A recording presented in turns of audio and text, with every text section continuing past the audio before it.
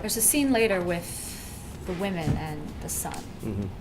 And Hermione seems to be not necessarily depressed, but she doesn't really want to play with the child. Yeah. You know, that brought up some questions for me of what has happened just before the play starts. Mm-hmm. What is the state of their marriage just before the play starts? Because she doesn't seem to be rosy and happy, and you know, she's like, go away, I don't want to play with you. And then later she warms up to the child. But that suggests to me that her mind is elsewhere. Mm-hmm. Is she already tapping into what his energy is, and that is sort of affecting her?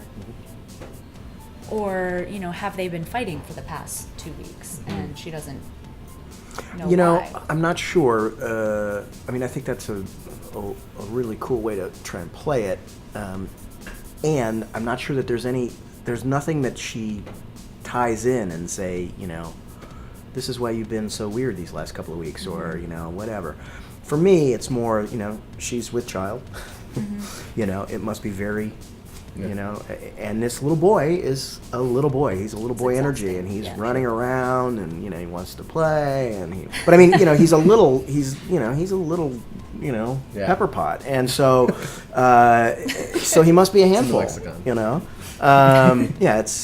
Check the footnote. It's mentioned in the speech that we're looking at. That it was a fairly big deal to have the child bed or whatever, which is after giving birth, you get about a week where it's just you and your ladies, and there are no demands made upon you, and you're not expected to be, you know. So I'm sure it was a lot, as you suggest, you know, physically a bigger deal giving birth, and it was expected that you would get, you know, some time to heal. And in this, you're brought into court virtually the day, I don't even know if it says, but it's got to be within a day or so of giving birth. And I think that, you know, there is part of that in the speech, and I think that the people of the time would have totally identified with the idea that, wow, that's not a usual practice, you know, to just sort of say, hey, guess what, you need to be up and doing things. It's not a normal practice for a common person, but certainly not for a queen. Yeah.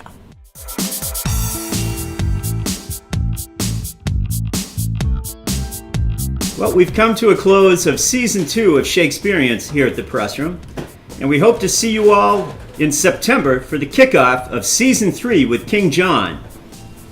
But also, keep your ears open, because there probably will be an encore performance coming up sometime soon. Find us and like us on Facebook.